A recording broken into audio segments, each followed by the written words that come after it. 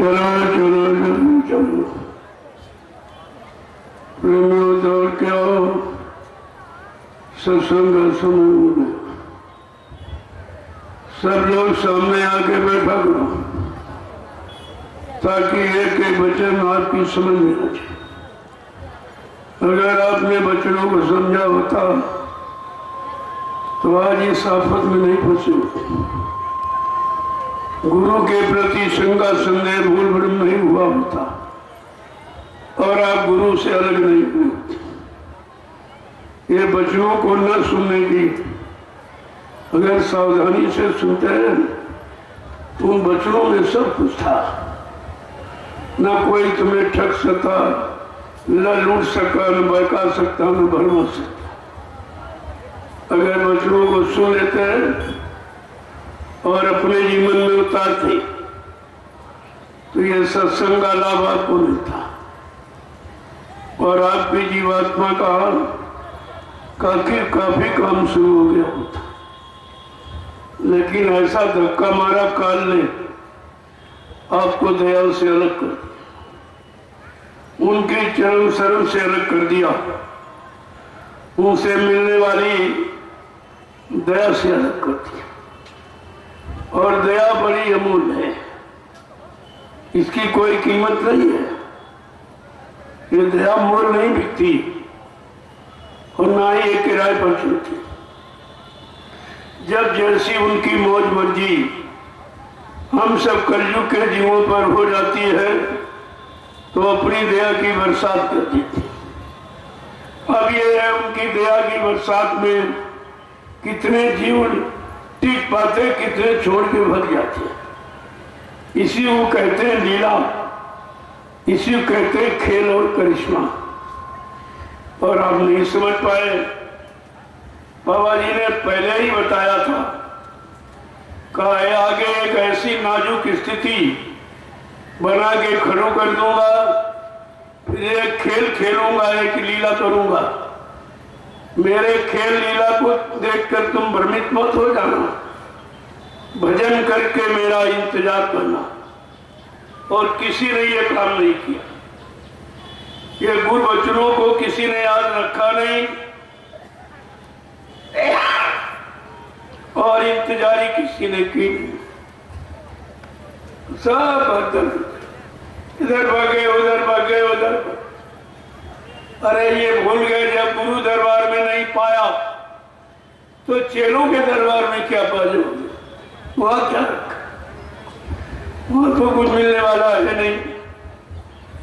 जिन्होंने गुरु को कह दिया मर के चले गए, प्रति आपको क्या बताएंगे, क्या गुरु की महिमा आपको बताएंगे, कैसे गुरु पर आपको विश्वास कराएंगे और कैसे गुरु से तुम्हारा काम करवाएंगे। क्योंकि बिना सतगुरु की कृपा के ये भवसागर कोई पार नहीं करा सकता। ये ताकत सृष्टि में किसी के पास नहीं। तभी तो गुरुवाणी ने बताया कि बने तो सतगुरु से बने और बिगड़े तो भरपूर। ऐ जीवात्मा सुर तो रूहो, जब कभी तुम्हारी बनेगी तो वक्ते मुर्शिद समय के सदगुरु से बनेगी। और समय वाले को कह दिया मर का चला गया, इन्होंने तो प्रचार कर दिया मर के चला गया। और समय का लिखा, समय का सदगुरु एक ही आता। सतगुरु एक, गुरु बहुत तेरे। समय का गुरु एक ही आता जो जीवात्माओं के कल्याण के लिए आता। वो राजपाट धनोत मान सम्मान काल माया के सामान को दिलाने नहीं आता, लेकिन इतना जरूर करता है कि तुमको भूखा सोने नहीं देंगे, नंगा रहने नहीं देंगे, तुम्हारा पारिवारिक सामाजिक कोई कार्य रुकेगा नहीं।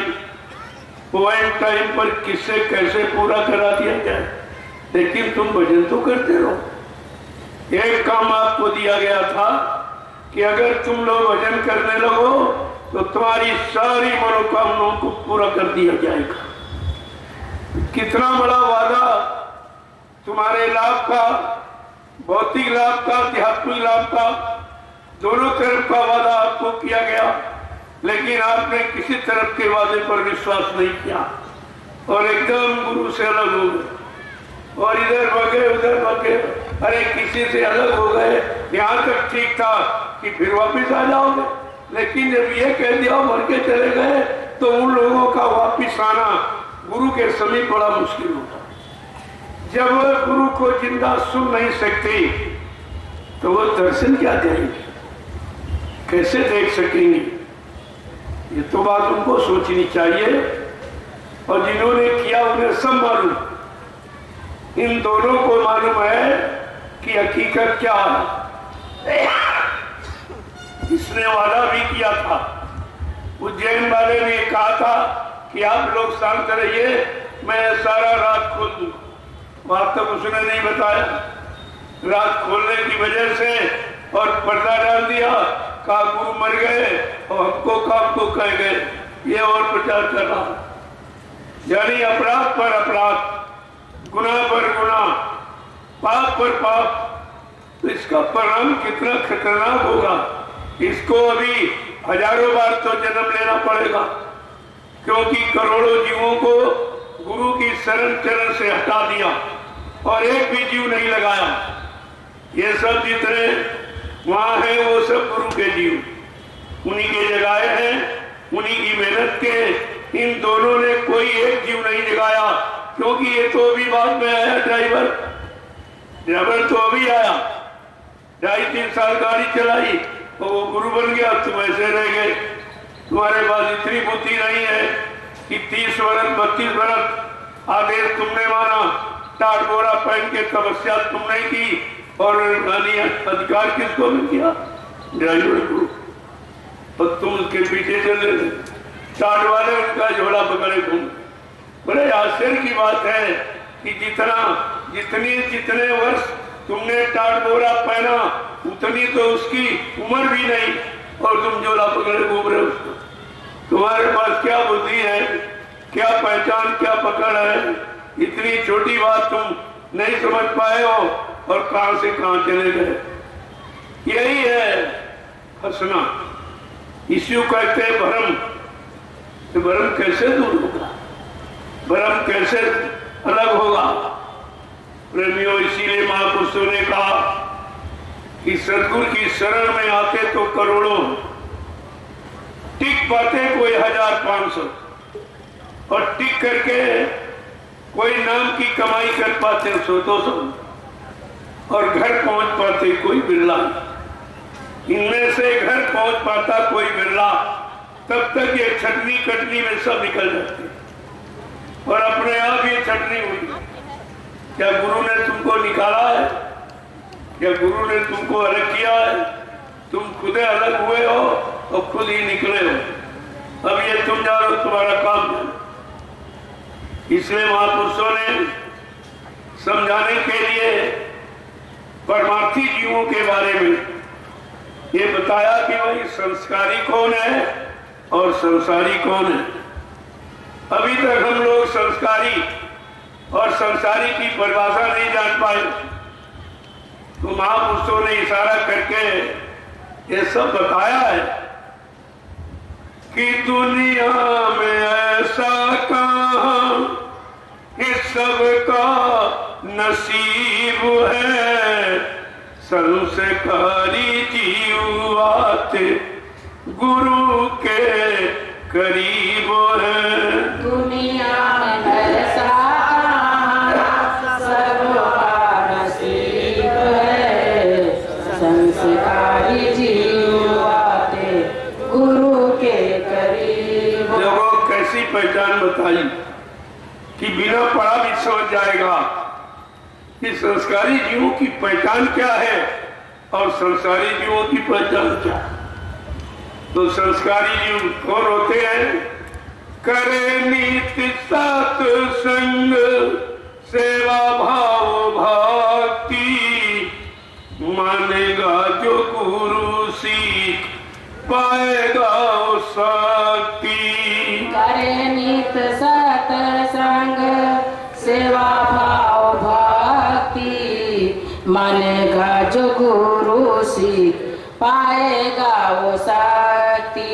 करे नित्य सत्संग सेवा भाव भक्ति, मानेगा जो गुरु सीख पाएगा वो शक्ति।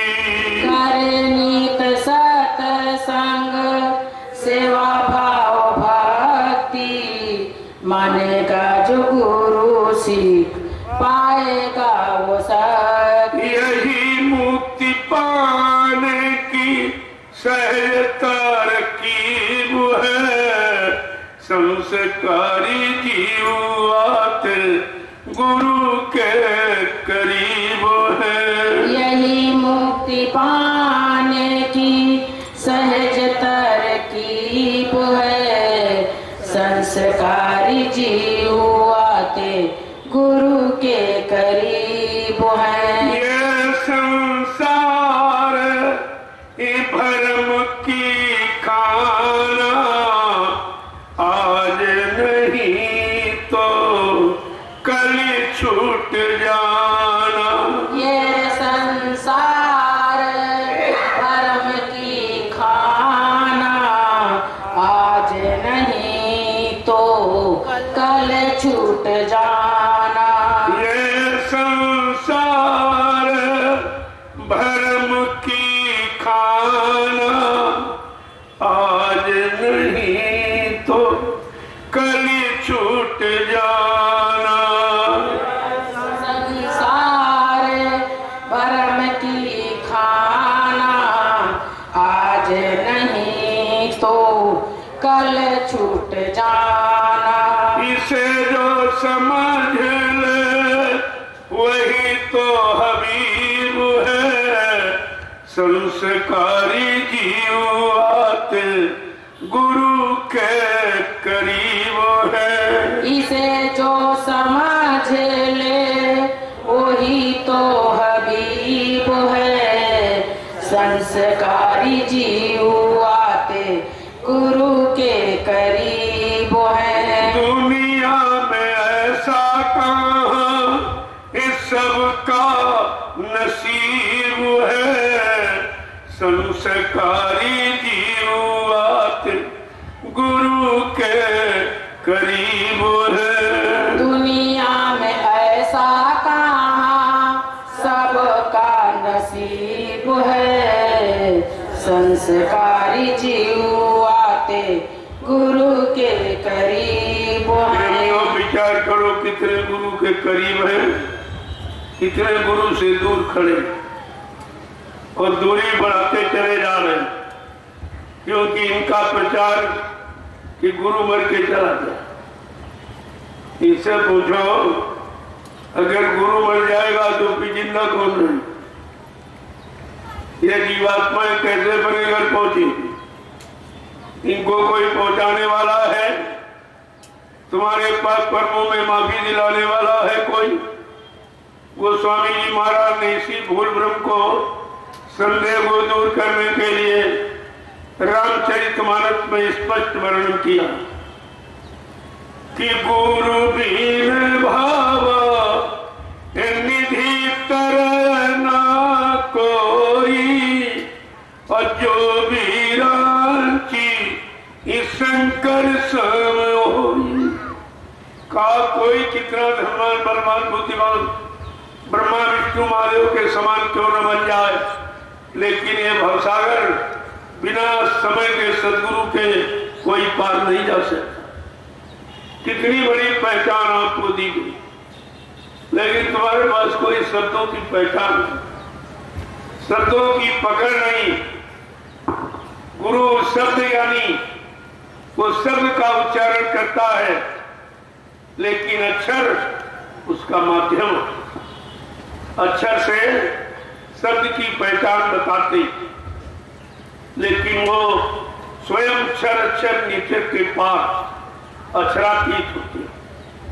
तो बात तो इसलिए है, अगर ये जानकारी आपके पास होती कि गुरु अक्षर नीचे के पार अक्षरातीत है, तो फिर इतनी बड़ी भूल और भ्रम आपको कभी नहीं।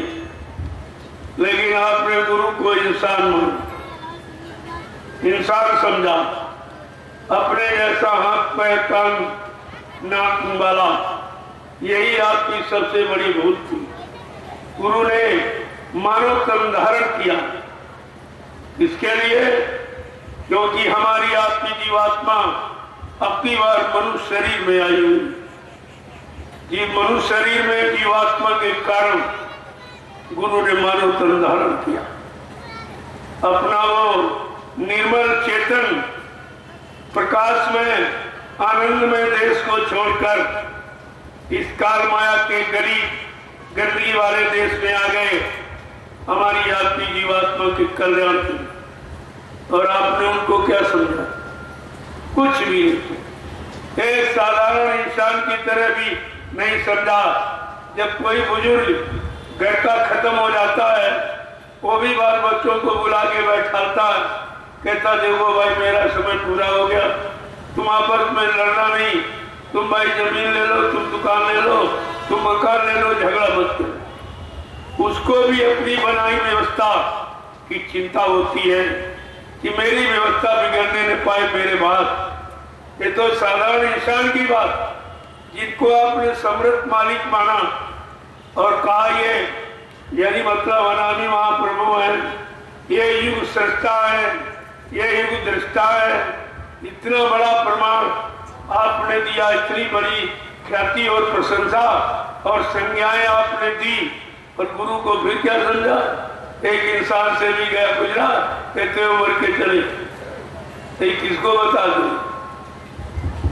ये 45 करोड़ चेला हो, ये बताओ किसको बता दो? और वो दो कह रहे हमको बता दो। एक कह रहा हमको बता गए कि तुम नाम पावर लो, और एक कह रहा हमको कि हमको वसीयत कर गए।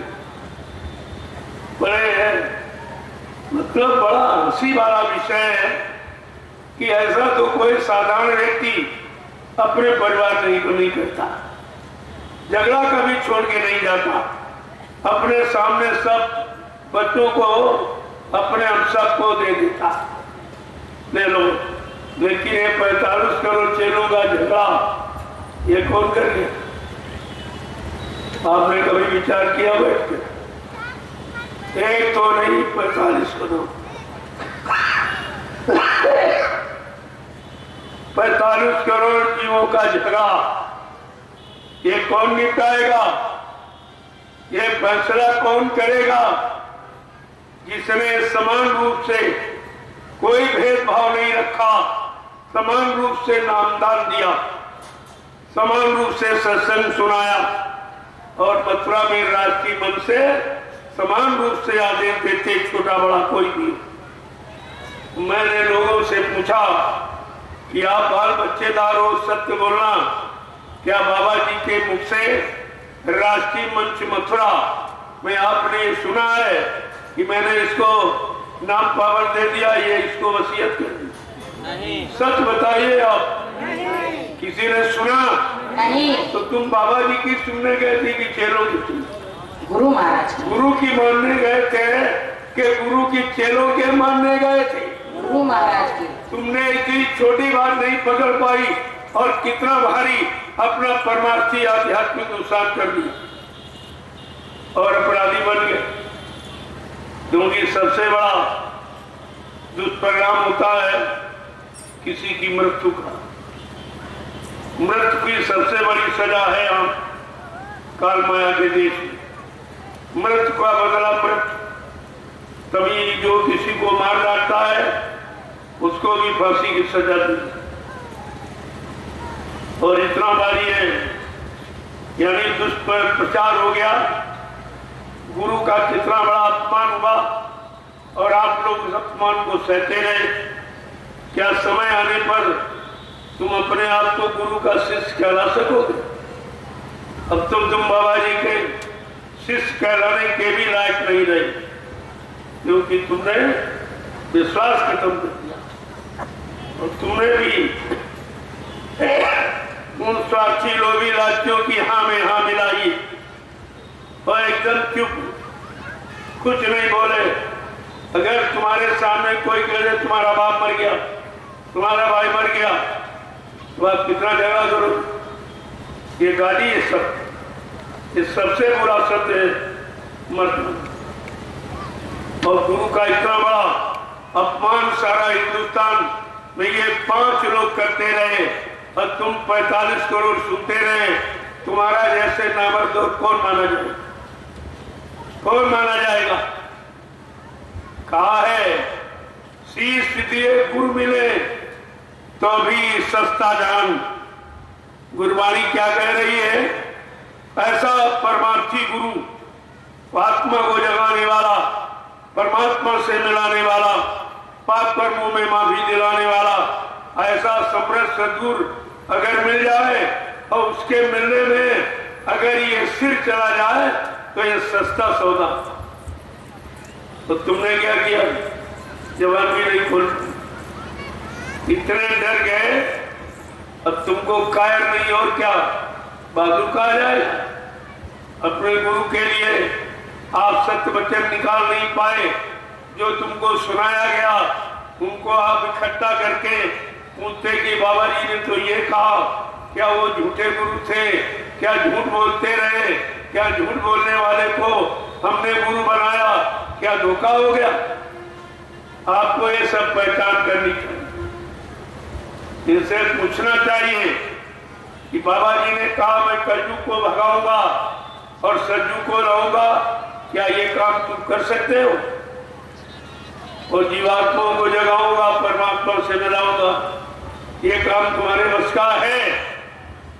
अगर आप पूछने लगो तो प्रेमियों 2 मिनट में सच्चाई का राज खुल जाएगा कि असल क्या है और नकल क्या है, सत्य क्या है, झूठ क्या है।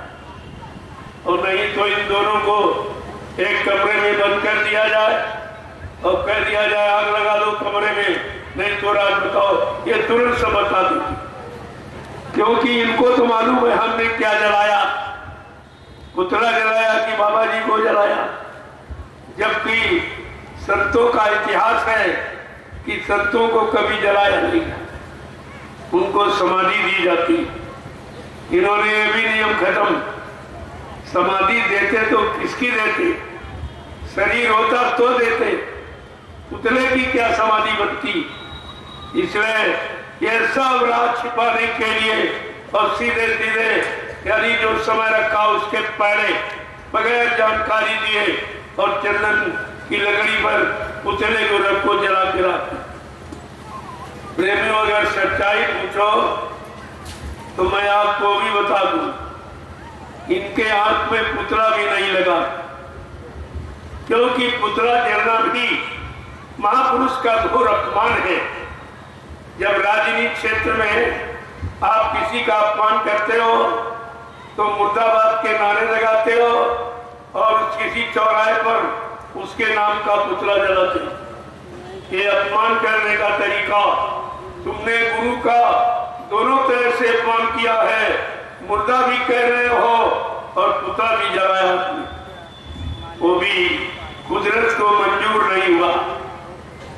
तुम गए होगे मथुरा में, देखा होगा उस समय प्रकृति को ये काम मंजूर नहीं हुआ कि महापुरुष का अपमान हो, और अचानक कुदरत ने काली आंधी चला दी।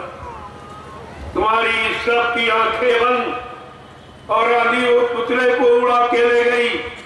एक भी इनके हाथ नहीं लगा, केवल चंदन की लकड़ी जलाकर राख इनके हाथ लगा। प्रेमियों, आपको तो सोचना चाहिए कि कितना महत्वपूर्ण ये कार्य है, जीवात्माओं को जगाना, परमात्मा से मिलाना। ये काम सृष्टि में जब 3 युगों में किसी ने नहीं कर पाया, न ऋषियों ने, न मुनियों ने, न योगियों ने, महर्षियों ने, न ब्रह्मचारियों ने, न अवतारी शक्तियों ने, न ज्ञानी विज्ञानियों ने अपनी जीवात्मा का कल्याण नहीं कर। सब के सब बेचारे ऐसे रह गए। तभी तो महापुरुषों ने कहा कि ब्रह्मा जी ब्रह्मलोक का सुख आनंद उठा रहे, उनकी जीवात्मा जगी न घर पहुंची। भगवान विष्णु विष्णुलोक का सुख आनंद उठा रहे, उनकी जीवात्मा जगी न घर पहुंची। और भगवान शंकर शिवलोक का सुख आनंद उठा रहे, उनकी जीवात्मा जगी न घर पहुंची। भगवान राम साकेत लोक का सुख आनंद उठा रहे, उनकी जीवात्मा जगी न घर पहुंची। भगवान कृष्ण गोलोक का सुख आनंद उठा रहे, उनकी जीवात्मा जगी न घर पहुंची। देवी देवता देवलोक का सुख आनंद उठा रहे, उनकी जीवात्मा जगी न घर पहुंची। क्योंकि जीवात्मा जगाना ये संत सदगुरु का काम, और संत सदगुरु इनके समय में आए नहीं थे, वो तो अभी कलयुग में आए। लगभग 750 वर्ष पूरे होने, तब से संत नाम सुनने को मिला। नहीं, संत नाम यहाँ नहीं था। न 4 वेद, 6, 7, 18 पुराण, 19 उपनिषद और 36 ऋचाएं, ये धर्म चर्चा जो वर्णित है, इनमें भी संत नाम नहीं। इतनी बड़ी बात कि वो कलयुग में आए, इसके लिए हम सब गंदे कमजोर भोगी विलासी जीवों की, जिनका कोई सहारा नहीं सृष्टि, उनका सहारा बनने आए, और हमने अपने सहारा भी नहीं ले पाए। हम कितने दुर्भाग्यशाली हैं कि वो सहारा देने वाले से हम सहारा भी नहीं ले पाए, उनको अपना बना नहीं पाए, उनसे बड़ा कोई काम नहीं करा पाए। इससे बड़ा दुर्भाग्य और क्या हुआ। हम सब जीवों का कितना बड़ा ये दुर्भाग्य, और अब भी समझ में नहीं आ रहा। मैं 28 मई 2012 से लगातार ये संदेश प्रसारित कर रहा हूं, पूरे हिंदुस्तान में घूम घूम कर, यही राष्ट्रीय मंच लगाकर, और अकेले ही, मेरे साथ कोई नहीं, क्योंकि मेरे साथ लोग चलने में डरते थे। इनको कहीं मार दिया जाएगा, गोली मार दी जाएगी, बम डाल दिया जाएगा, और उनका शासन प्रशासन इनको उठा के जेल में बंद कर दिया। तो मारे डर भय के मेरे साथ कोई लगता नहीं था। लेकिन मैं अपना काम तूफानी दौरे से बराबर करता। 3 बरस में ऐसे घूमता रहा, गाड़ी का भाड़ा भी नहीं निकलता था, क्योंकि सबके अंदर ये था, ये झूठ कह रहे हैं, ये कह रहे बाबा जी जिंदा है, और सारा हिंदुस्तान कह रहा मर गए। तो भाई इनकी बात कैसे मानी जाए। तो मैंने कहा भाई कोई प्रमाण होगा, आप हमसे जीवित के 1000 प्रमाण ले लो, और तुम मुर्दा का एक ही प्रमाण दे दो। एक भी आज तक ये प्रमाण नहीं दे पाए। मैंने कहा मृत्यु का सर्टिफिकेट बनवा दीजिए, वो भी अभी तक कुछ नहीं, एक नकली बना के ले आए। मैंने कहा भाई इसको मैं इसको नहीं मानता हूं। मैं इस बात को कैसे मान लूं? मुझे तो सब मालूम है नकली हम कहते तुम्हारी बात मान ले। कहने का मतलब प्रेमियों, सच्चाई को छिपाने में कितना प्रयास किया गया और सब एक तरफ और मैं अकेला, बिल्कुल हिंदुस्तान में अकेला। लेकिन मेरे पास सत्य था, धर्म था और गुरु था। ये तीन चीजें। लोगों ने कहा रे सारी संगत उनके पास, आश्रम उनके पास, जमीन उनके पास, मतलब यानी और प्रशासन उनके पास, आपके पास क्या? तुम बिल्कुल सही कहते, लेकिन जो मेरे पास वो उनके पास नहीं, जो उनके पास वो मेरे पास नहीं। तो आपका पास क्या है? हमने कहा मेरे पास मेरा गुरु है और उनका गुरु मर चुका। लिहाजा गुरु की कृपा और दया, गुरु बल से ही काम हमेशा हर युग में हुआ है, आज भी होगा।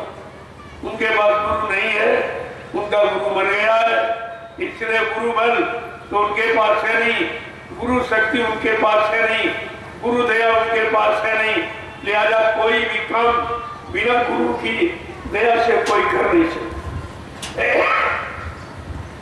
बगैर गुरु की दया से भगवान राम ने भी कुछ नहीं, जो किया था गुरु के इशारे पर किया। रामचरितमानस को पढ़िए तो गुरु की महिमा आपको समझ में आ जाएगी। जब गुरु की महिमा इतनी बड़ी, जो काम कोई नहीं कर सका, अपने चेले राम से जनकपुरी में करवा दिया, तो प्रेमियों सतगुरु कितना बड़ा काम कर सकता, उसके बारे में आपको कोई ज्ञान नहीं। जब गुरु की महिमा और गुरु का काम तीनों युगों में दिखाई दे रहा, प्रेमियों आज कलयुग है, इसलिए सतगुरु का काम हो, सतगुरु की दया चाहिए। जिसे मिल गई वो बड़ा भाग्यशाली है, वही अपनी जीवात्मा का कल्याण करा सकता, वही पाप कर्मों में माफी दिला सकता और वही जीवात्मा घर जा सकती। देखिए कितना बड़ा काम, कहां से काम आपने कर, आपकी समझ में कुछ नहीं आया।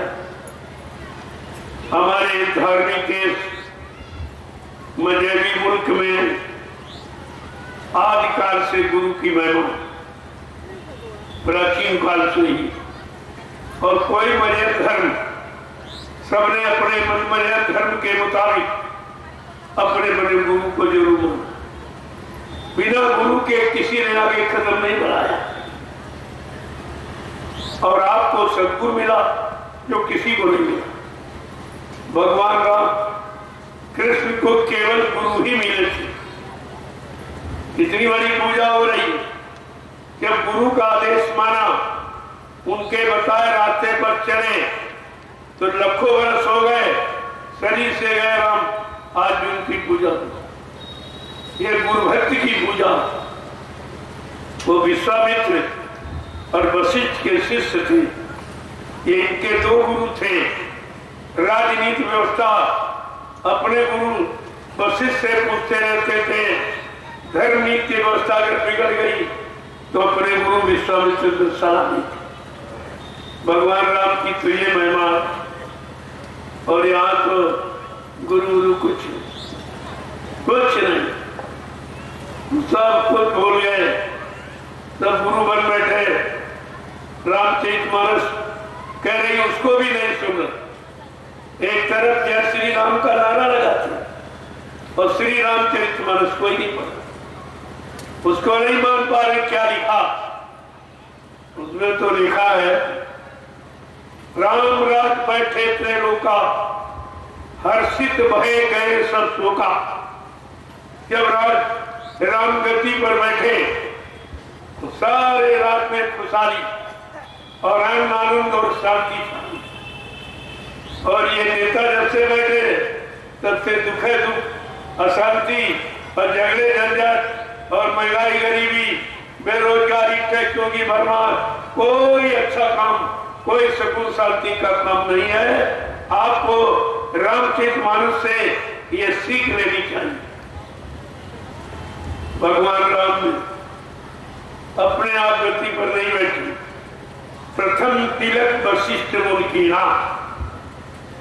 वशिष्ठ मुनि ने जो कुलगुरु थे उनके, उन्होंने तिलक लगाया और गद्दी पर आसीन। इनका कोई गुरु नहीं, अपने आप तिलक लगाते, अपने आप बैठ जाते।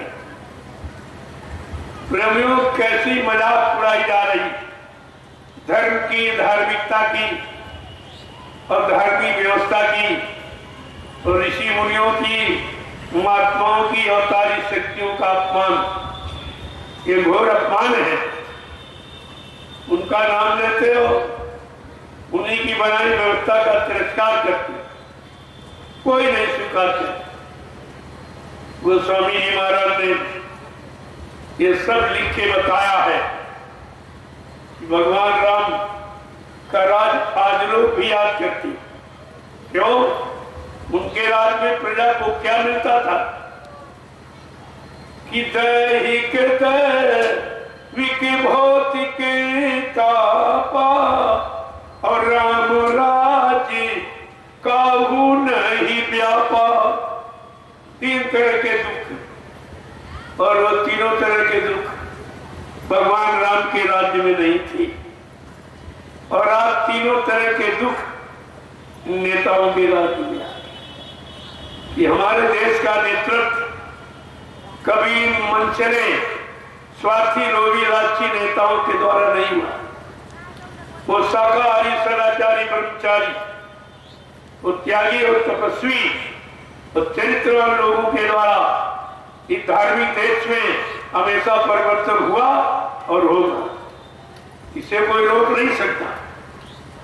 आपको अपने इतिहास पर विचार करना चाहिए कि हमारा इतिहास क्या बता रहा, हमारे पुराण क्या बता रहे हैं, इस पर आपको ध्यान देना चाहिए। तुम भी भूल गए, वो भी भूल गए, तो बस नहीं। यहाँ ठगा ठगी का मेला, सब एक दूसरे को लूटने और ठगने में जुट गए और अपना स्वार्थ हल करने में, अपना मान सम्मान लूटने में जुट गए। और प्रजा का क्या होगा इससे कोई मतलब नहीं। वो ये नहीं पढ़ते हैं जो रामचंद्र मानस के उत्तरकांड में लिखा कि जासुराज हे प्रिय प्रजा दुखारी असुर से नर के अधिकारी। कहा जिसके राज में प्रजा दुखी, जिसके राज में प्रजा दुखी है वो राजा सीधे नर्क में जाएगा। ये किसी ने नहीं पढ़ा। ये श्री राम का नारा लगाने वाले श्री रामचरित मानस को तो बिल्कुल मानते ही नहीं। एक भी वचन इनकी करनी में नहीं है। तो ये झूठा नारा लगाओ, झूठा नाम लो और काम गलत करो तो उनका भी अपमान जिनका नाम दे, ये भी सजा आपको मिलेगी। ये मत सोचो कि हम जो कर रहे हैं कोई देखने वाला नहीं है। अभी आपको मालूम नहीं है, ऐसे समर्थ अद्वितीय विलक्षण महापुरुष ने भारत की धरती पर जन्म ले लिया और उसको कोई नहीं जानता, कोई नहीं पहचानता। संत रविदास जी जो मीराबाई के गुरु थे, सैकड़ों साल पहले उन्होंने अपनी ज्ञान पोथी में लिख के दिया कि भारत में अवतारी होगा जो एक विस्मयकारी होगा, ज्ञानी और विज्ञानी होगा, वो अद्भुत सेनानी होगा। ऐसा अनोखा सेनानी न बम चढ़ाएगा, न तीर्थ वंचा भाला बच्ची, अपनी वैचारिक क्रांति के द्वारा देश दुनिया में परिवर्तन करके दिखा देगा। देखो रविदास जी ने क्या कहा है, भारत में अवतारी होगा जो एक विस्मयकारी होगा, ज्ञानी और विज्ञानी होगा, वो अद्भुत सेनानी होगा। इतनी बड़ी बात है। देखिए, और कहा वो अनोखी लीला करेगा जो आज तक धरती पर किसी ने किया ही नहीं। कौन सी लीला? चीते जी कई बार मरेगा और छंदम भेष में वो विचरेगा। देखिए कितनी बड़ी चीज, क्या मर के कोई जीता हो जाता? कहा उनकी ये लीला, उनका एक खेल है, ये काम उनके लिए बिल्कुल खेल की, यानी शरीर में से निकल जाना और फिर वापिस आ जाना, जीवात्मा को निकालना। वापिस यही इमरजेंसी में किया, इमरजेंसी में यही किया। जब वो मुसलमान प्रधानमंत्री बाबा जी को निर्दोष बंद किया तो उन्होंने कहा, रे भाई ये शरीर तो जड़ है, इस पर का तेरा तुम्हारा किसी का भी अधिकार हो सकता है, लेकिन जो शरीर के चलाने वाली जीवात्मा वो तो मेरी है, उसको मैं जहाँ चाहूंगा निकाल कर ले जाऊँ, और जब तक चाहूंगा और तब तक रहूंगा, और तुम्हें उसका कोई भार नहीं हो पाएगा। ये तो लीला की थी, लेकिन लोग उस समय भी नहीं समझ पाए। और ये भी लीला करके कहा, जो हमसे टकराएगा वो चूर चूर हो जाएगा, और जो लोग टकराए सब चूर चूर। पहले टकराए उनका नामो निशान मिल गया। इसके बाद दूसरे वो गए, देखा मथुरा में और सच्चाई नहीं कह पाए तो उनका भी नामो निशान मिट गया। और तीसरा वो गई, कहा कि बाबा जी के पास पहुंचे भी मथुरा में, यहाँ चमड़ा उद्योग खोलेगी, उसका तो नामो निशानी, उसकी तो बोली भी नहीं। यह है संतों से टकराने का। अब ये बच्चा ये भी टकरा रहा, ये भी सत्य वचन कहने के लिए यानी बिल्कुल मतलब तैयार नहीं है, न कह सकता।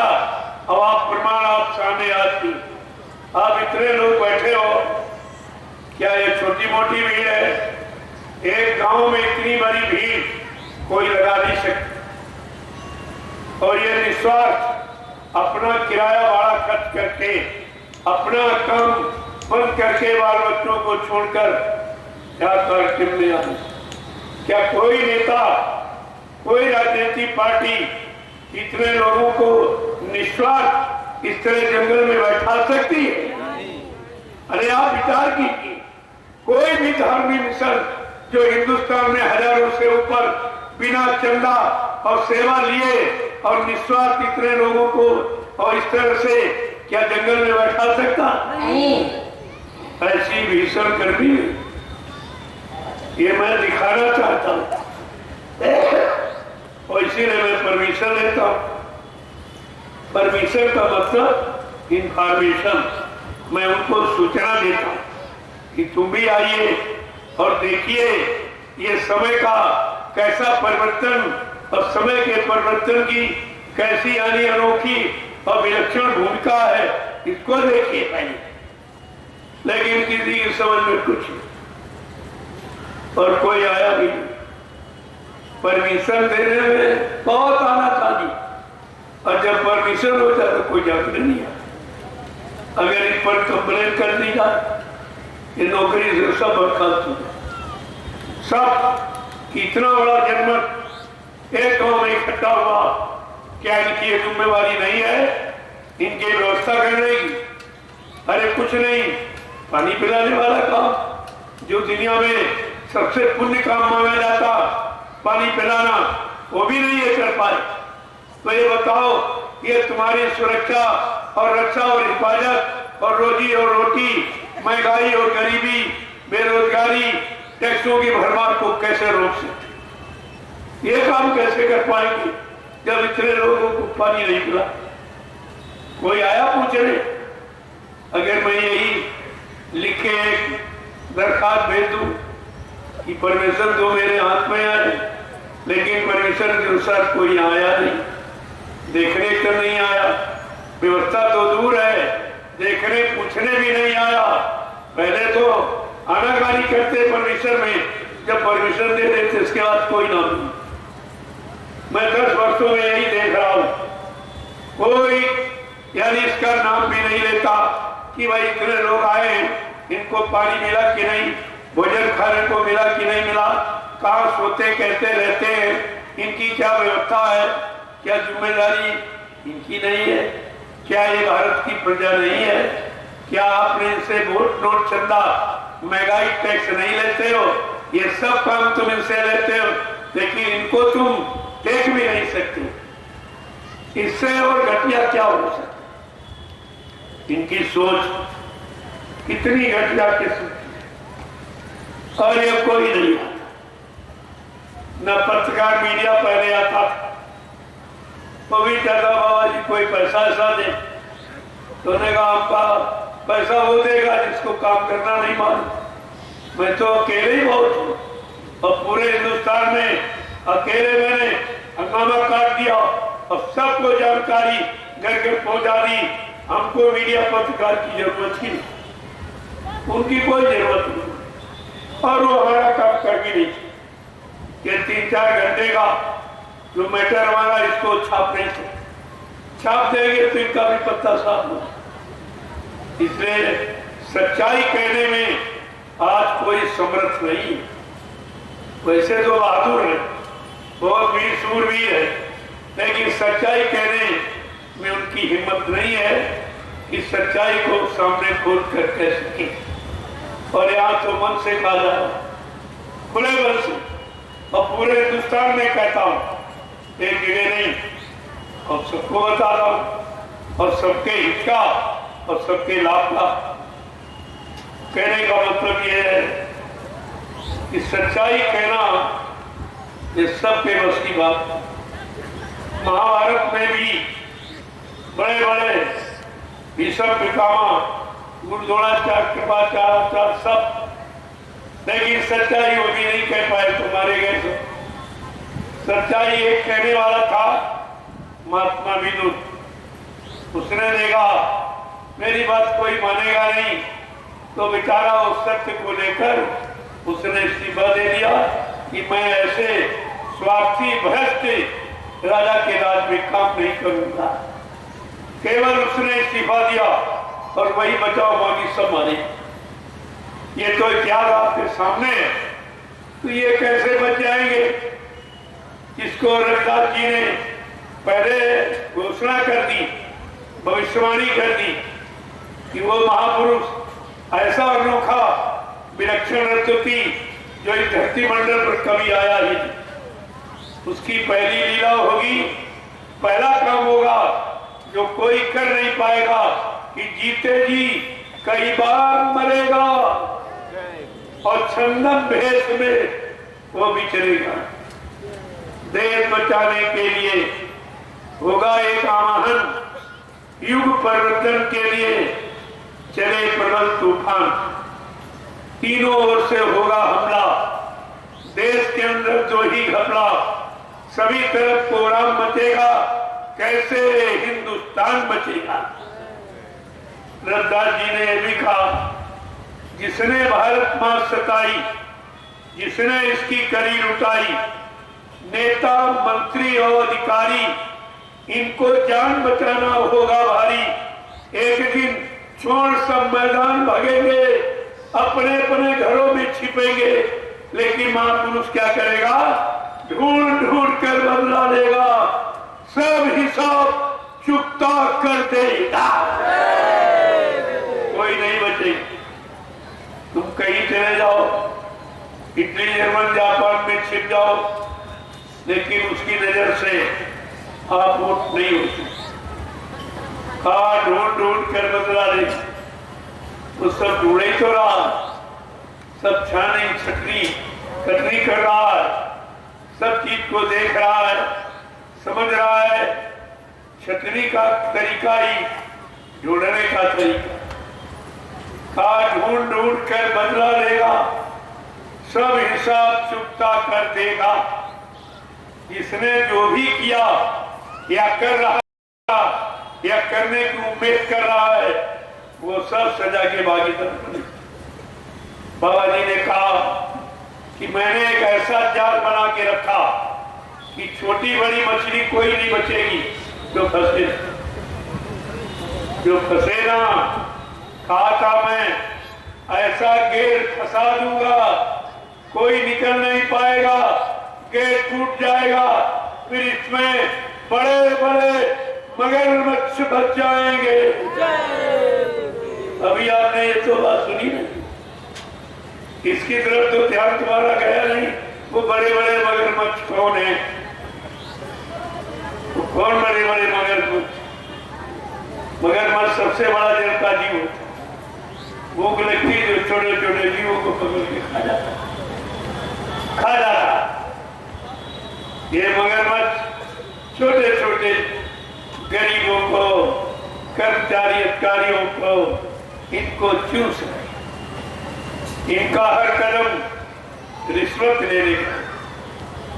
आप कोई भी कानून का देखो कि बदलेगा तो रिश्वत पहले हो, लूटने वाले पहले तैयार हो, क्योंकि इनका हर कदम लूटपाट का। ये उनसे थैली भेंट करते देते और ये पब्लिक जनता को, छोटे कर्मचारी अधिकारियों को। अभी एक नियम कानून चला है, ट्रांसफर सबका होगा। ये ट्रांसफर क्या है? ये पैसे का ट्रांसफर। तुम्हारा पैसा उनके जेब में ट्रांसफर हो जाए, क्योंकि तुम अपनी व्यवस्था से कहीं लगे हो 4 साल 5 साल 8 साल, तो बच्चे वहां से मकान वहां है, तुम्हारा अगर ट्रांसफर हो जाएगा तुम 10 लाख रुपए देने को तैयार हो कि हमारा ट्रांसफर हो गया। ये सब बिजनेस, सब व्यापार, क्योंकि कलयुग में प्यार गया, व्यवहार गया, व्यापार आ गया। ये व्यापार आ गया और व्यापार में एक दूसरे को ठगना।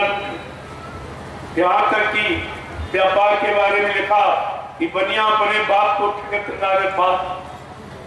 बनिया जो है अपने बाप को भी ठग, उससे भी ले लेगा, कर लेंगे नहीं तो हमारा धंधा बंद। अब तो ये पूरा व्यापार है। कहीं आप दृष्टि डालो, इनका कोई कदम व्यापार कमर्शियल उठता है, सेवा भाव से नहीं, सुख शांति के भाव से नहीं, सबको न्याय सुरक्षा रोजी रोटी मिल जाए इसके लिए नहीं। इनके बाद एक ही कदम स्वास्थ्य परमार्थ जाते हैं सब वाली। मतलब अब इस तरह का जब व्यवहार हो जाएगा, सबके साथ व्यापार जुड़ जाएगा, तो आप सुख शांति से कैसे रहते? इस पर आप खुद ही विचार करो। मैं तो इशारा ही करता हूं, समय आएगा तो खोल के भी कहूं, लेकिन इशारा समझदार के लिए है कि समझदार इशारे को सुन के समझ जाएगा। जय गुरुदेव, जय गुरुदेव, जय गुरुदेव, जय गुरुदेव। नाम किसका? जय गुरुदेव। नाम किसका? जय गुरुदेव। नाम किसका? प्रभु का प्यारा नाम। विश्व के प्रथम मसीहा, युग प्रवर्तक, सतयुग के निर्माता, वैचारिक क्रांति के जन्मदाता, परम पूजनीय बाबा जी। आज उनके वचनों को सुनाने का मौका हम सबको। बड़े भाग्यशाली हैं जो ऐसे वचन जो सब तरफ से आपको बचाएंगे, अगर तुमने उनको स्वीकार कर लिया, उनके अनुसार अपना जीवन बना। पहला वचन है, अगर बीमारियों से बचना चाहते हो, झगड़े झंझटों से दूर रहना चाहते हो, सच्ची सुख शांति प्राप्त करना चाहते हो, तो आप शाकाहारी। शाकाहारी आपको, शाकाहारी का मतलब समझो, जो परमात्मा खुदा ने हमारे आपके लिए भोजन बनाया, वो भोजन करना। खुदा ने परमात्मा ने कितने जीव बनाए, सबका भोजन अलग, पशुओं का अलग, पक्षियों का अलग, कीड़े मकोड़ों का अलग, जंगली जानवरों का अलग, और इंसान का भोजन सबसे अलग है। क्यों? इंसान खुदा को, परमात्मा को प्यारा है, प्यारा है। जो बच्चा तुमको प्यारा होता उसकी व्यवस्था सबसे अच्छी होना चाहिए। परमात्मा को इंसान बहुत प्यारा। भगवान राम ने कहा भी है कि सब मेरे इस सब मम उपजाए, और तीन में आधी के मनुज मोहे भाए। कह रहे हैं, खुदा कह रहा है ये सब मेरा बना है। जितना जलसा तमाशा आप ये देख रहे हो, ये सब मेरा बना है। ये पशु पक्षी कीड़े मकोड़े, ये किसी आदमी इंसान विज्ञान ने नहीं बना, ये सब भगवान खुदा का बनाया। भगवान खुदा के बनाए सामान को अगर आप खराब करोगे, नष्ट करोगे, तो भगवान खुश होगा कि नाराज। इतनी छोटी बात आपने सुनी, जैसे तुम्हारे बाल बच्चे हैं, तुम्हारा एक परिवार है, अगर तुम्हारे बाल बच्चों को मारे काटे, सताए, अपमानित करे, आपको कैसा लगेगा? इसी तरह आपको सोचना चाहिए, ये जितने जीव, ये सब परमात्मा खुदा ने बनाए, ये खुदा का परिवार है। तो खुदा के परिवार को अगर आप बिगाड़ोगे, नष्ट करोगे, मारो काटोगे, तो फिर आपको खुदा सजा से वही सजा आपको मिल रही है। तो इस समय खात्मा हो रहा है, विनाश हो रहा है, ये खुदा परमात्मा की नाराजगी का ये तरीका है कि हमने आपने उसको नाराज कर दिया, उसकी बनाई व्यवस्था को हमने बिगाड़ा है, उनके जीवों को हमने मारा काटा, सताया, अपमानित किया, और उनके मुर्दा गंदे मांस को इस मनुष्य रूपी मंदिर में आपने रखा। अरे ईट पत्थर वाले मंदिर में भी मांस टुकड़ा नहीं ले जाते, शराब की बोतल नहीं ले जाते, वहां भी गाली गलौज, निंदा, आलोचना, बुराई कुछ नहीं करते हो। जहाँ कुछ नहीं वहां डर, और तुम्हारे मनुष्य रूपी मंदिर और जिस्मानी मस्जिद में खुदा की रूह बैठी है और परमात्मा की आत्मा बैठी, और 24 घंटे देख रही, और उसी जहां वो बैठी है वहीं आप मुर्दा मांस डालते हो, बुद्धि नाशक नशा शराब को डालते हो, जिससे बुद्धि पागल हो जाती है। जब गंदगी फैलाओगे तो ये बताओ, खुदा ने, परमात्मा ने अपनी रूह की आत्मा के लिए ये जिस्म शरीर, ये मकान बना के दिया, इसमें हमारी रूह की आत्मा रहेगी, और तुमने मार काट दी, तुमने खराब कर दिया, और रूह बेचारी तड़प रही है, कहाँ रहे, उसका घर ही आपने खराब किया। तो कितना ये जुर्म है, इसकी कितनी बड़ी सजा इन अज्ञानियों को, बेचारों को कुछ नहीं, इनको कुछ नहीं। अरे भाई, मुर्दा मांस कौन खाता? का कुत्ता, कौवा, गीत, ये उनका भोजन। जब किसी का भोजन आप छीन लोगे तो बेचारे वो क्या करेंगे? देखा कि गिद्ध पलायन कर गए, क्योंकि तमाम गिद्ध ये तैयार हो गए, ये मनुष्य शरीर वाले तमाम गिद्ध तैयार, उनका भोजन ही यानी मिलना बंद हो गया, मतलब यानी। और जब भोजन किसी का बंद कर दो तो तुम्हारे घर से तुम्हारा बच्चा चला जाए, वो भी नहीं रहेगा। तो आपने ये जो अनैतिक कार्य और पाप किया है, आप इसकी सजा पाओगे, ये माफी मिलने वाली नहीं। अगर तुम्हारा बेटा खत्म हो जाए तुम्हें कैसा लगे? और तुमने कितने जीवों को मारा, कितने जीव, कितने मुर्गे मारे, और कितनी मछली मारी, कितने बकरे काटे, कितने मासूम बच्चों की हिंसा और हत्या गर्भपात नसबंदी के द्वारा आप किए बैठे हो। तुम्हारे जुर्म और तुम्हारा पाप तो इतना है जो तुम भूल चुके हो, गिनती नहीं कर सकते हो, और उन सब की सजा मिलने का समय आ गया। अब ये समय आ गया। आपने देखा एक छोटी सी बीमारी आई और करोड़ों को समेट के लिए, और तुम कुछ नहीं कर पाए। डॉक्टर वैद्य वकील सब देखते रह गए, दवाएं रखी रह गई, तो ये सब चोट चली गई। अरे ये तुम्हारी दवा और तुम्हारा इल्म ज्ञान अब तुम्हारे लिए हानिकारक सिद्ध हो, क्योंकि ये लोग सब सलाह दी, अंडा खाओ, मुर्गा खाओ, पक्षियों का मांस खाओ, बड़ी ताकत मिलेगी, ये होगा वो होगा, तरह तरह का झूठा संदेश स्वार्थ और लालच के लिए दे रहे। तो इसका परिणाम कोई अच्छा नहीं, बहुत बुरा परिणाम। और उसी के लिए, उसी से बचाने के लिए ये उपाय किया गया कि एक बार इनको शाकाहारी बनने का मौका दे। ना माने तो ये जाने इनका काम जाने। एक बार इनको बता दो कि अब तुम्हारे सारे कारनामों से कुदरत सख्त नाराज हो चुकी और कुछ करना चाहती है। कुदरत का काम तुम्हारे हित में नहीं होगा, इसलिए आप लोग शाकाहारी। चलो आप महात्मा धर्मात्मा नहीं बन पाए, अच्छे नेक मास नहीं बन पाए, चरित्रवान नहीं बन पाए, तो कम से कम शाकाहारी बन जाओ। इसमें कौन सी आफत? इसमें तो आपका सब तरफ से लाभ, जो पैसा ये गंदे खान पान में आप बर्बाद करते हो वो तुम्हारा बच जाए, बाल बच्चों की पढ़ाई लिखाई और घर मकान शादी ब्याह में आपका काम आवे। महात्मा हर तरफ से तुम्हारी मदद करना चाहते हैं, लेकिन तुम महात्माओं की तरफ देखते भी नहीं।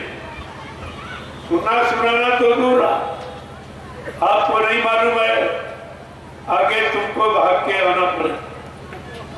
ये बात हमारी बांध ली। जब महात्मा सत्संग करेंगे तो तुम दौड़ के जाओगे, और तब तक महात्मा आगे निकल। अरे 200-300 किलोमीटर जब इस तरह से भाग दौड़ मचेगी, तुम्हारी सुनाने वाला, तुम्हारी रक्षा हिफाजत करने वाला या कोई दिखाई नहीं, उस समय तुमको महात्मा नजर आए। क्योंकि महात्मा सबके लिए, सबके लाभ के, उनका कोई अपना पराया नहीं होता, वो सबके होते हैं, सब उनके होते हैं। इसलिए सबके लिए वो जो भी काम करते हैं वो सब के लिए करते।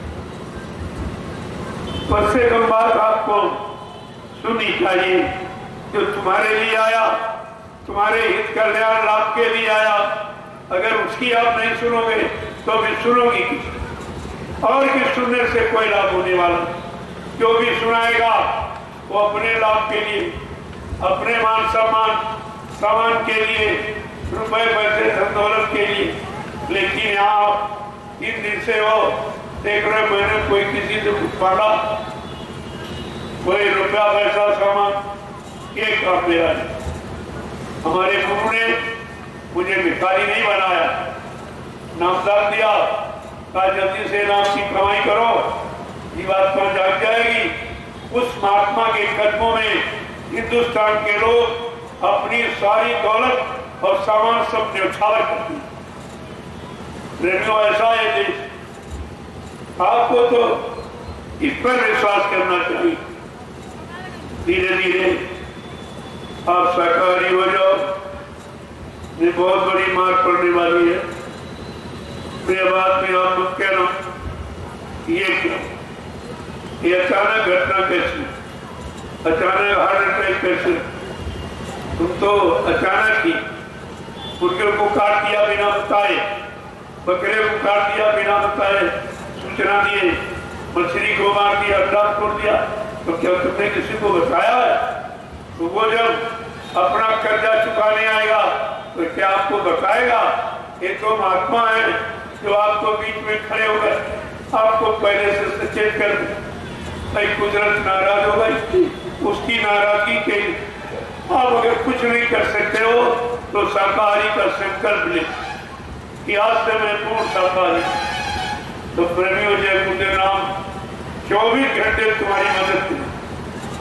हिंदू मुसलमान कोई हो, मुसलमान ये समझते हैं कि हम हिंदी का नाम क्यों लें, तो तुमको जय गुरुदेव नाम खुदा का, जय गुरुदेव नाम खुदा का आप ही कहिए।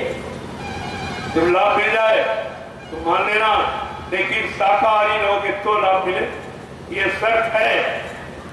अगर आप शाकाहारी है तो ये नाम हर वक्त तुम्हारी संभाल करेगा, तुम्हारी रक्षा करेगा, हिफाजत। लेकिन कहते खराब काम में नहीं गया, उसमें मदद आपको नहीं मिली। अच्छे नेक भले काम में तुम्हारी मदद। ये तो सब आपको सोचना चाहिए। जब जब मुसीबत आपत्ति आई इस भारत देश पर, हमारा इतिहास कहता है हर युग में जब सतयुग में आपत्ति मुसीबत खराब समय आया, प्रहलाद भक्त पर कितना सताया गया, मार डालने के कितने प्रयास, लेकिन सब असफल हो गए। इसके कारण वो बचा जो समय यानी सतयुग में जो ईरानी योगियों ने हरि नाम जगाया था। हरि नाम का प्रहलाद ढूंढने लगा कि नाम जपत हरि कीन प्रसादु, अभक्ति सिरो मारी भय प्रहलाद, कि धुए संगला नीच प्यो हरि नामु, अपाए लेनु पावे ठाऊ। देखो रामचरित मानस क्या कह रही, सतयुग में जब समय खराब आया, भक्तों पर हमेशा समय खराब परीक्षा की, उनकी परीक्षा ले ली। तब उन्होंने समय के जगाए हरि नाम का सहारा दिया। त्रेता में व्यवस्था बिगड़ी तो ऋषि मुनियों ने राम नाम जगाया, उसका जिसने सहारा लिया उनका भी काम हुआ। इसी तरह द्वापर में जब समय खराब आया, एक दूसरे की पहचान खत्म और सब लुटेरे खाने में लग गए, धर्म भी खत्म, पुण्य भी खत्म, अच्छा काम सब खत्म। तो उस समय भी जो नाम कृष्ण नाम जगाया गया था, उसी नाम का सहारा ग्वाल वालों ने गोपिकाओं ने लिया, उनका भी त्याग बन गया। ये तो पुराने इतिहास हमें आपको पढ़ाए सुनाए समझाए जा रहे हैं, लेकिन उनसे हमारा काम नहीं होगा। वो अपने अपने समय का इतिहास, अपने अपने समय के जगाए नाम के द्वारा जो बने हैं, वो इतिहास उस समय वो तो जानकारी के लिए ये इतिहास लिखा गया कि आप इनसे जानकारी लेकर अपने वर्तमान के समय को ठीक कर लो और लाभ प्राप्त करो।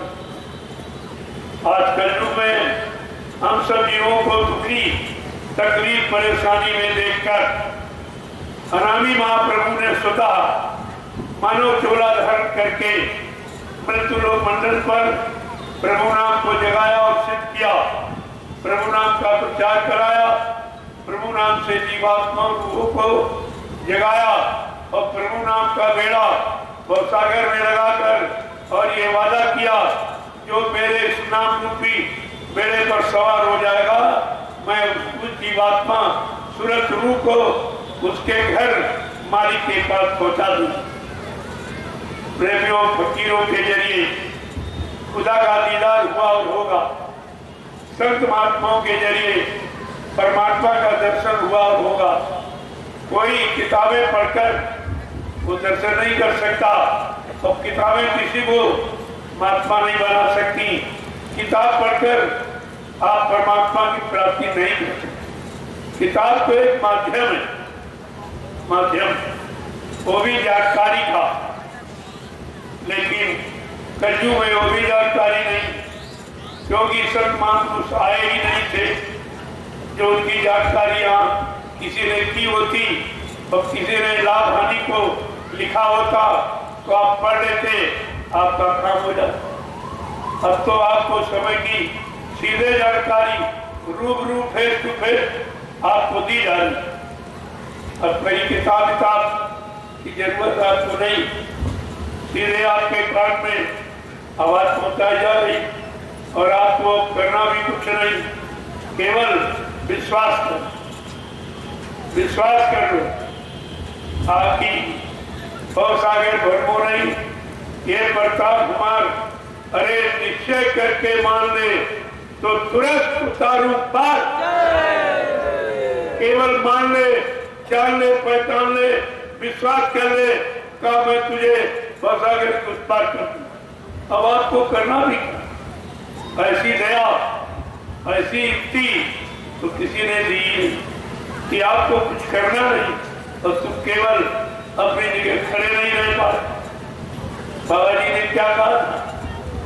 अगर कुछ नहीं कर सकते हो तो पड़े रहो दरबार में धक्का धनी के खाप, कबहू दीन दयाल के बने पड़ेगी कान।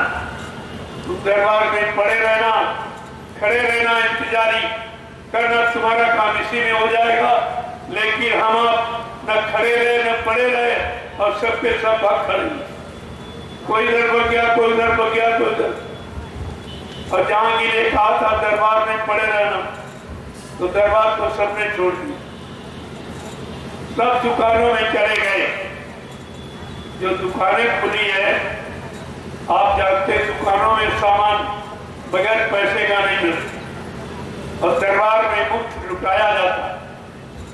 पूरी परिचय आपके सामने, शोभा यात्रा एक प्रमाण आपके सामने कितना लुटाया गया, किसी ने एक पैसा नहीं मांगा और रोज लुटाया जा रहा, कोई रुपया पैसा, कोई भीख नहीं मांगी जा रही। ये सब विचारी विषय, आपको विचार करना चाहिए कि आप दुकान पर खड़े हैं कि दरबार में खड़े। इतना भी होशो आवाज आपको नहीं रहा और आपने अपना नुकसान कर डाला और ये नुकसान कहीं पूरा नहीं होता। जो तुम इस गफलत में बैठे हो, मेरे पास दुकान है 10 मंजिल का, मेरे पास जमीन है, दुकान है, रुपया पैसा है, बस पत्नी बाल बच्चे हैं, आपको नहीं मालूम ये कुदरत के एक झटके में सब चला, एक झटके में सब, क्योंकि ये तुम्हारा नहीं है। तुम अज्ञानता, भूल भ्रम बचते अपना पैर। जब माँ के पेट से हम आप पैदा हुए तो क्या देखे? कोई पत्नी लेकर, पति लेकर, कोई बाल बच्चे लेकर पैदा हुआ, कोई दुकान मकान जमीन जायदाद लेके पैदा हुआ, कोई जाति पाति मजेदार लेके पैदा, बिल्कुल अकेला और नंगा। ये आने की स्थिति है, अकेला और नंगा। जब यहाँ से चलोगे अकेले और नंगा गिर के भेजा जाए, ये सब धरा का धरा रह जाए। रोने के सिवा, पछताने के सिवा, प्रायश्चित करने के सिवा तुम्हारे आप कुछ नहीं लगे। इसलिए महापुरुष आपको जगाते कि जाग जाओ, चेत जाओ, तुमको तुम्हारा परिचय देते कि माँ के घर से जो बच्चा पैदा होता अकेला और नंगा, कपड़ा दे लेके नहीं आता। जब तुमको लेके नहीं आए हो तो यहाँ से लेके क्या जाओ? अब ये दूसरे का सामान सजाने में, बनाने में सारा जीवन आप खपा देते हो और सामान तुम्हारा रहता नहीं, तुम्हारे हाथ रखता नहीं। तो महापुरुषों ने तो खोल के कहा, जिनको तुमने अपना बनाया उनसे तुम्हारा संबंध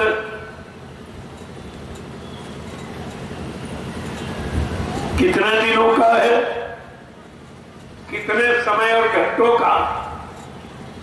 तो समझाने के लिए एक एक बात को खोल के कहा कि देहरी तक पत्नी का नाता, देहरी तक पत्नी का नाता, पौली तक माँ का नाता है, मरघट तक जाते ये भाई बंधु, पर हमसे अकेला जाता है। जब जीवात्मा मनुष्य शरीर को छोड़ के भी चली, शरीर भी साथ नहीं गया, जिस शरीर के तुम रात दिन कमाते हो, खेती, दुकान, दफ्तर, बिजली, व्यापार, मजदूरी, इसे नहीं पूरा पड़ा तो झूठ बोलते हो, छलकपट, बेईमानी करते हो, हिंसा करते हो। ये सब आप काम करते हो किसके लिए? इस नाशवान शरीर की। और ये भी यहाँ पड़ा रह जाए, ये भी तुम्हारे साथ नहीं जाता। मकान भी खड़ा रहेगा, दुकान भी पड़ी रह गई, पैसा भी पड़ा रहेगा और तुम्हारा शरीर भी पड़ा रहेगा। और जीवात्मा बेचारी अकेले आई थी और अकेले ही जाना, क्योंकि इसको अपना कोई सच्चा साथी नहीं मिला। तो सच्चा साथी कौन है? महापुरुषों ने यह भी बताया कि संगी साथी गुरु को लेना, कि संगी साथी कि गुरु जी को लेना, अभेद इन्हीं का जाना है और सुरति शब्द का साधन करके अपने घर चली जाना है। फंसना नहीं दे तू बिराना है। कितना साफ साफ कि भाई यहाँ फंसना नहीं, क्योंकि यहाँ रहना भी नहीं। जब रहना नहीं तो मकान किसके लिए बना है? जब तुम जानते हो कि रहना नहीं, ये सारा समय, सारी ताकत और सारी कमाई इसी एक मंजिल बनाई संतोष नहीं हुआ, दूसरी मंजिल बनाई संतोष नहीं, तीसरी मंजिल 17 मंजिल पे। और प्रयोग कितना करना? एक चारपाई की जगह रात में और 2-3 रोटी पेट में, बस इतना से कितना हाथ लगेगा। और ये तैयार करने में समय कमा दिया, जो तैयार करना चाहिए उससे तो भूल गए, और जिसको नहीं तैयार करना उसी में जुट गया। आवाज में आपसे छीन लिया गया, कहेंगे भाई तुम तो नंगे केले आए थे, ये तुम्हारा कैसे? इसको ये छोड़ो, तुम जाओ अकेले जाओ नंगे। तुमने किसी को साथी नहीं बनाया। और कहते सब है, यहाँ के साथी जय गुरुदेव, वहाँ के साथी जय गुरुदेव, यहाँ मिले हैं जय गुरुदेव, वहाँ मिलेंगे जय गुरुदेव, और सब भूल गए। केवल कहते चिल्लाते रहे और कहीं नहीं पाया, कहीं नहीं समझ पाया। अब बेचारे बोल भ्रम में रहे। ये है काल का दांव, इसने चला ही। आखिरकार सत्संग में काल में आके किया झमेला और सब जीवों को ऐसा ढकेला कि मतलब यानी ठोकर खा गए, अपनी चीज को भूल गए और जहां नहीं जाना चाहिए वहां फिर पहुंच। ये इसीलिए तो सोचना चाहिए। इसलिए कहा रे काल के जीवो, तुम नया काम तो नहीं कर सकते हो, लेकिन पुराने बंद कर दो। जो रोज करते हो वो बंद कर दो तो तुम्हारा काम सब हो जाएगा। जो 9 द्वारों से आप काम कर रहे हो, इन 9 द्वारों को बंद कर लो तो 10वां इनके प्रेशर से खुल जाएगा, फिर आपको खोलना नहीं पड़ेगा। इसीलिए कहा कि इंद्रिय द्वारे बंद कर रखना और मन पर अंकुश लाना है। फंसना नहीं देश बिराना है। कहा जो इंद्री 10 दरवाजे हैं जिसमें 9 आपने खोल रखे और सारी शरीर की शक्ति उन्हीं से खराब हो, उन्हीं दोनों से सब बह रही, पानी की तरह नाली में आपने बहा दिया। अब आपके पास कुछ नहीं, सिर्फ रोना और पछताना नहीं। लेकिन संत महापुरुषों ने आपको ढांढस बनाया, धीरज बनाया कि कोई बात नहीं, गई सो गई और रही वो संभालो, न ये भी जाने वाली। जो समय निकल गया, खराब हो गया, उसकी चिंता मत करो। जो बचा है उसको संभाल के रखो, तुम्हारा इसी से काम करवा दिया जाएगा। कितने दयालु कृपालु, कहते एक घड़ी आधी घड़ी आधी महापुरिया गोस्वामी संगत साथ की तरह कोट करोड़ों पापों को यानी तुम्हारा मिटा दिया जाएगा। अगर एक घड़ी का सत्संग तुमने अंतर्वृत्ति से सुना, कान तो सबके सुन रहे हैं, तमाम बेचारे सो रहे हैं, तमाम भी चक्कर में कब ये बंद करेंगे, जल्दी करना। ये सुनने थोड़ी आए, न सुनने आए हैं, न लेने आए हैं, न अपना कोई काम बनाने आए। केवल ऐसी भीड़, मथुरा में से ज्यादा भीड़ लगाई और कुछ नहीं हुआ। भीड़ में निर्णय हमेशा खराब होता। निर्णय अपना किया हुआ कारगर होगा, अपना लिया निर्णय आपके काम आएगा। लेकिन अगर भीड़ से कोई निर्णय ले लिया तो आप धोखे में रह जाओ। इसलिए भीड़ भाड़ लगाना एक खेल तमाशा नहीं है। जो भीड़ लगा आएंगे तो छट जाएंगे, तो छटनी और कटनी और सब चटनी सब कुछ होगा। ऐसा नहीं बड़ा इस दरबार में बड़ा खरा फूटा सिक्का रुकी, बाकी ये नकली सब आप देखते रहिए, क्योंकि हमारा एक ही लक्ष्य, एक ही निशाना होना चाहिए कि तन नगरी में सुरती फंसी है, कि तन नगरी में ये सुरती फंसी है, इसको यार छुड़ाना है, फंसना नहीं दे मेरा ना है। क्या इस पर कोई चिंता कर रहा? सब काल का सामान इकट्ठा करने जुटे तो हमारा है, हमारा है। अरे तुम्हारा होता, तुम्हारे साथ जाता, तुम्हारे अनुसार जाता, ये भी भूल गए हो कि तुम्हारा है कुछ, तुम्हारी सिर्फ जीवात्मा, और उसके लिए आपने कुछ किया नहीं। और कराने वाले आए तो उनको आपने पहचाना नहीं, तो कितना आपने नुकसान किया। यही चीज आपको समझनी चाहिए। सत्संग का मतलब है, सत्संग कोई गाना बजाना, कोई भाषण स्पीच प्रवचन नहीं, वो तो संतों की अमर वाणी है जो जीवात्माओं को अमर देश पहुंचाएगी। इसी को आपको समझना चाहिए। लेकिन वो बात ना कोई करता है और ना कोई लेता है। तो अभी लेने वाले दुनिया ऐसी बावरी, कोई ग्राहक ना बचा, जब कोई खरीदने वाला लेने वाला है ही नहीं, तो ये सामान किसको दे दिया? और 45 करोड़ को दिया गया और सबने गिरा दिया। किसी की बात नहीं। नामदार लोगों ने लिया कि सुना, जो चीज ली जाती संभाल के रखी, समय समय पर उससे काम लिया जाता, उसका सदुपयोग किया जाता। क्या नामदार का तुमने कोई सदुपयोग किया? क्या संभाल के कोई रखा? जब नामदार देने वाले को नहीं संभाल पाए, नहीं रख पाए, तो फिर तुम उनको कैसे रख पाओगे? उनको कैसे समझ पाओगे? उनसे कैसे लाभ प्राप्त कर पाओगे? यही आपको सोचना समझना चाहिए। सत्संग की महिमा किसी तरफ आपको ले जाती है, किसी तरफ इशारा करती, लेकिन सब बेचारे भ्रमित हुए, किसी की समझ में कुछ नहीं आया। जब मुसीबत का वक्त आता है तब लोगों को कुछ इधर सोच समझ आनी। दुख में सुमरन सब करे, सुख में करे न कोई, और जो सुख में सुमरन करे तो दुख का है। यही अगर मान लेते तभी आपका काम बन जाता। सुमरन का रास्ता, सुमरन का तरीका, सुमरन की युक्ति आपको मिल चुकी है।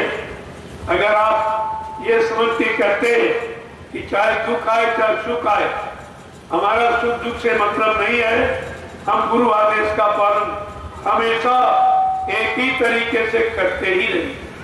चाहे सुख आए चाहे ना आए, चाहे सुख आए ना आए न जाए, हमारा उससे कोई मतलब नहीं।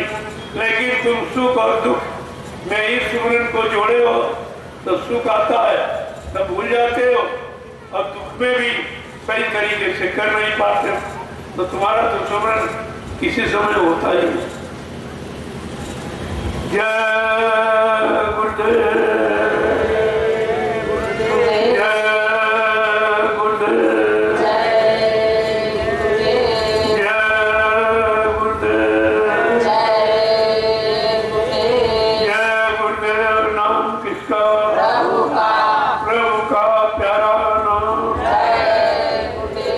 जरा खड़े हो जाओ आप लोग, क्योंकि तमाम इसमें सो रहे, तमाम घर जाने की इंतजारी में। चलो तुम्हारे मुताबिक भी बंद करो, अगर सुनने वाले बनो तो मैं तो 4-4, 5-5 घंटे आपके भी सुनने देखना, कोई भूल थोड़ी गया हो, लेकिन अब वो समय मैं अपना खराब नहीं करूँ। अब तो उनको दूंगा जिनको इसकी जरूरत है, जो इसकी कदर करेंगे उनको मिलेगा, ये सबको नहीं मिलेगा। तो प्रार्थना तो हमारी आपसे एक ही है कि आप लोग शाकाहारी हो, और दूसरा भजन करने लो। रामचरितमानस में गोस्वामी महाराज ने पूजा के लिए नहीं लिखा, क्या लिखा है कि ऐसे बिन हरि भजन खागे सा और मिट्टी है न जी मन के रह कलेसा। का मानव जीवन में आने वाले जितने भी कष्ट, मुसीबत, बीमारी, महामारी, कोई भी, ये सब प्रभु के वजन से चले, ये दवा से नहीं, ये प्रभु की दुआ से। दवा तो आपने बहुत खा रहे, लेकिन बीमारी नहीं जा रही। तुम्हारा शरीर इन रासायनिक दवाओं से नहीं बना, प्राकृतिक दवाएं जो पत्ती है, पेड़ है, सब्जी है, दाल है, इससे तुम्हारा शरीर बना, और यही जड़ी बूटी तुम्हारे काबू। बाकी तुम्हारा शरीर रासायनिक तत्वों से नहीं बना। ये रासायनिक दवाएं आप पर सब निरंतर नए रोग को पैदा कर रही, बाजार खत्म होने के नए नए रोग पैदा। क्यों? अगर दूसरी बीमारी नहीं आएगी और सब अगर ठीक हो जाए तो मेडिकल स्टोर खत्म हो जाएगी, कौन जाएगा खरीदने? तो कोई व्यापार घाटे का नहीं करता, घाटे का व्यापार कोई नहीं। इसलिए एक बीमारी जाएगी, दूसरी पैदा हो जाएगी, तीसरी पैदा हो जाएगी, ताकि तुम आते जाते रहो, हमारी दवाएं खरीदती। ये तो बना ही रहे, और इसी को आपको खत्म करना है। तो कहते प्रभु के भजन के भजन नहीं किया, बीमारियां आ गई, और करने लगे बीमारी चली जाए, बिल्कुल सीधा रास्ता। जय गुरुदेव, जय गुरुदेव, जय गुरुदेव। तो हमारी प्रार्थना ये है कि प्रभु का भजन सब करो धीरे धीरे, प्रभु का भजन सब करो धीरे धीरे, मिटे शांति मन, मिले शांति मन को तभी धीरे धीरे, मिले शांति मन को तभी धीरे धीरे, कि हीरा जन्म ये अमोलक मिला है, हीरा जन्म ये अमोलक मिला है, व्यर्थ में खो रहे हो इसे धीरे धीरे, व्यर्थ में खो रहे हो इसे धीरे धीरे, प्रभु का भजन सब करो धीरे धीरे, प्रभु का भजन सब करो धीरे धीरे, मिले शांति मन को तभी धीरे धीरे, मिले शांति मन को तभी धीरे धीरे, विषय वासनाओं में पागल बने हो, विषय वासनाओं में पागल बने हो, दमन इंद्रियों का करो धीरे धीरे,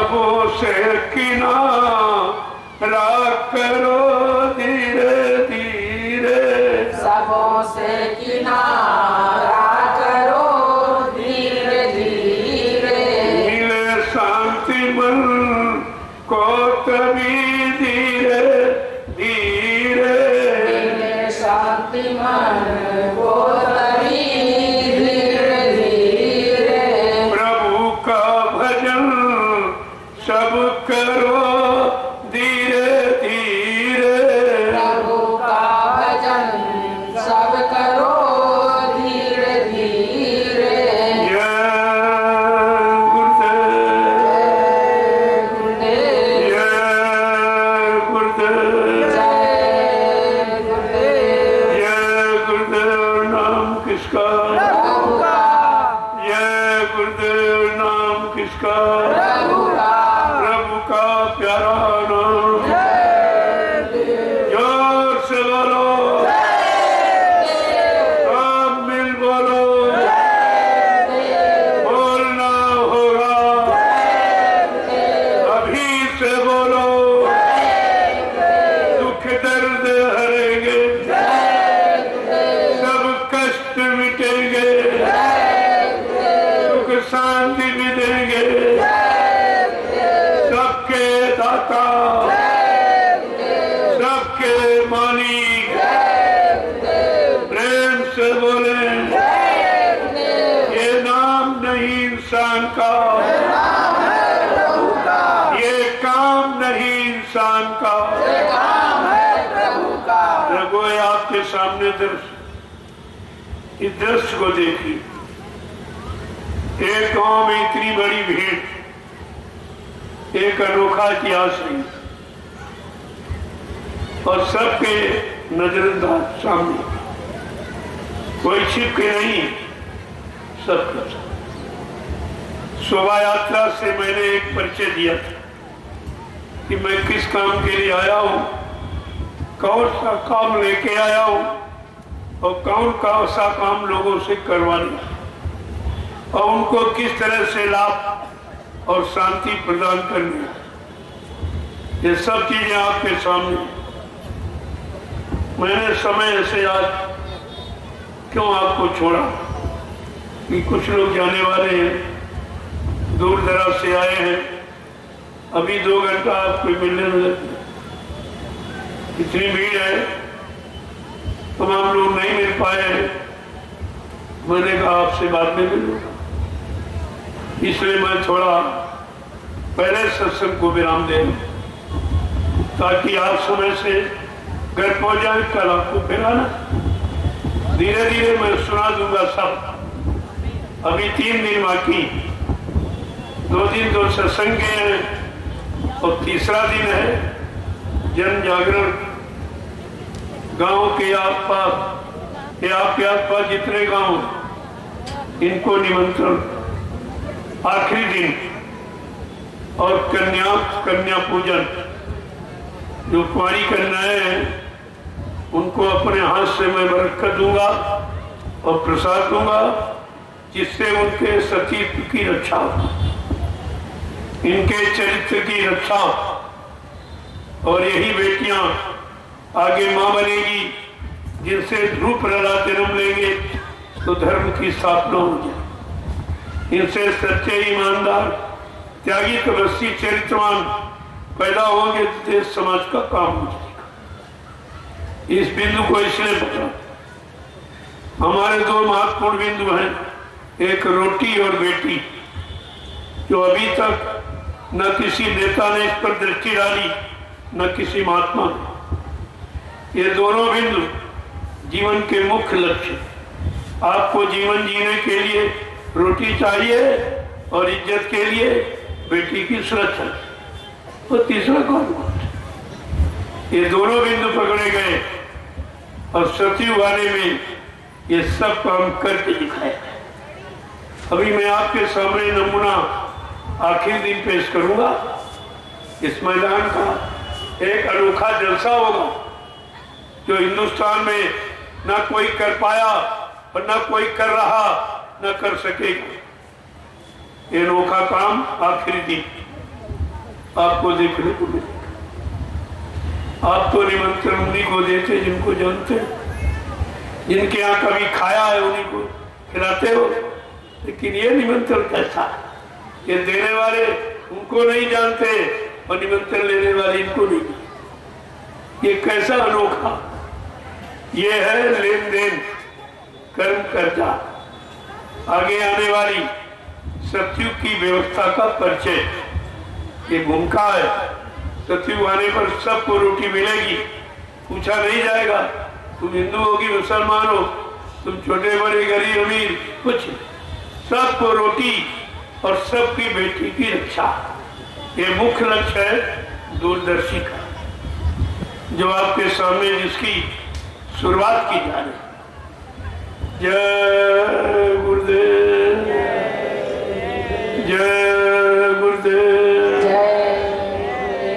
अब आप लोग लाइन से खड़े हो जाओ, मैं आप सबका दर्शन करूं, आप सबको प्रणाम करूं और आपको ये प्रसाद वितरण, ये लाची राना आपकी बड़ी मदद करेगी। इसको घर में मिला लेना, संभाल के रखना, वही काम करो, बगैर प्रसाद खा के कहीं चलो प्रसाद खा के 10 बार जय गुरुदेव प्रभु का नाम लेके निकलो, सफलता तुम्हारे पीछे खड़ी।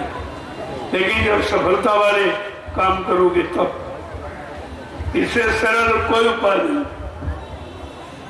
अब आप लोग लाइन से खड़े हो जाओ, दूर दराज लोग जाने वाले हैं, इसलिए मैंने थोड़ा पहले ही आपको जाने की इजाजत दे दूंगा, सबसे मिल बोलूंगा।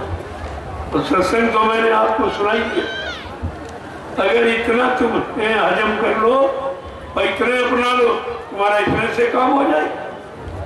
जो थोड़ी की वही बात 4-4, 6-6 घंटे और 4-6 घंटे सुनने की तुम्हारे में भी शक्ति नहीं है, रोकने की ताकत मन में नहीं है। इसलिए थोड़ा समय आपका लिया जाता कि थोड़े समय में आप कारगर हो जाओ। जय गुरुदेव।